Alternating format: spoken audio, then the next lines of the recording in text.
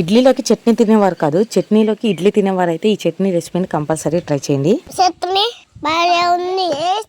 వీడియోకి అయితే చెప్తున్నాడు, నేను అనుకోలే ఎంత టేస్ట్ వస్తుందని. సరేలే, ఇంట్లో 2 పచ్చిమిరకాయలు ఉన్నాయి, వాటితో పచ్చడి ఏం చేద్దామని చెప్పి అయితే ఎండుమిరకాయలు ఫ్రై చేశాను. ఆ తర్వాత 4 రెబ్బలు కరివేపాకుని వేసి ఫ్రై చేసి తర్వాత ఒక 2 టేబుల్ స్పూన్ల వరకు పల్లీలను యాడ్ చేసుకోవాలి. నా దగ్గర ఉల్లిపాయ విడిగా ఈ ఒక్క ముక్క మిగిలిపోయింది. సరే ఎలా ఉంటుందని కూడా యాడ్ చేసుకున్నాను.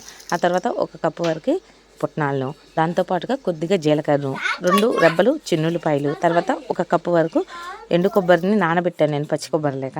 దాన్ని ఉప్పును వేసి మిక్సీ పట్టుకోవాలి. తర్వాత తిరగమో దినుసులు అన్నీ యాడ్ చేసుకుని మనం తాలింపు పెట్టుకుంటే టేస్ట్ అయితే సూపర్గా వస్తుంది. తాలింపు పెట్టితేనే బాగుంది, తాలింపు పెట్టకపోతే అయితే నేను ట్రై చేయలేదు. మొత్తాన్ని ఒకసారిగా కలుపుకొని ఇలా గట్టిగా ఉన్నప్పుడే మనం ఒక బాక్స్లోకి తీసుకుని సర్దిపెట్లో స్టోర్ చేసుకోవచ్చు రేపటి రోజుకి.